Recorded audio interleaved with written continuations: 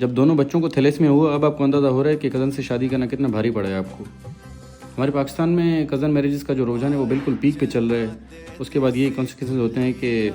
جب شادی ہوتی ہے اس میں پہلا بچہ جو ہوتا ہے اس کو تھیلیسمیا ہوتا ہے یا کوئی ڈائبٹیز کا پیشنٹ پیدا ہوتا ہے۔ تھیلیسمیا کے پیشنٹ کو بلڈ لگتا رہتا ہے،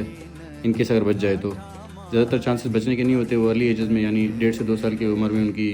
جو ہے ڈیتھ ہو جاتی ہے۔ جو بزرگ ہیں وہ اپنی آخری سانسوں میں جب اپنی آخری دن گن رہے ہوتے ہیں تو وہ بلاتے ہیں کہ سلیم کو بلاؤ، ثانیہ کو بلاؤ اور ان دونوں کا رشتہ کروا دو، تو وہ اپنے ساتھ 2 اور لوگوں کو بھی دفن کرتے ہیں۔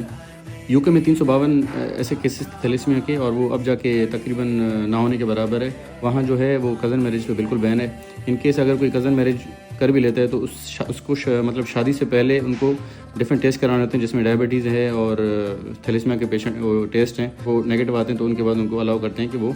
شادی کر سکتے ہیں۔ لیکن ہمارے یہاں جو ایشین کنٹریز ہیں جس میں انڈیا، پاکستان، سری لنکا، بنگلہ دیش، اس میں ہمارے بزرگ فیصلے کر رہے ہوتے ہیں، ہمارے بڑے فیصلے کر رہے ہوتے ہیں کہ ہم کو کس سے شادی کرنی ہے، کس سے نہیں کرنی۔ تو کائنڈلی اگر آپ کو شادی کرنی ہے تو فرسٹ کزن سے نہ کریں، سیکنڈ، تھرڈ، فورتھ، ففتھ لمبی لسٹ ہے ہمارے خاندان میں، اتنے سارے ہم بچے پیدا کرتے ہیں، تو ان میں سے کسی کو سلیکٹ کریں، اس سے شادی کریں۔ اور میرا اپنا مشورہ یہ ہے کہ کزن سے ہٹ کے آپ ادر کاسٹ میں شادی کریں، تاکہ جو بیماریوں کا جو ایک ریشو ہے ہمارے پاکستان میں یا ہمارے جو دیہی علاقوں کے جو فیملیز میں ہیں وہ ختم ہو۔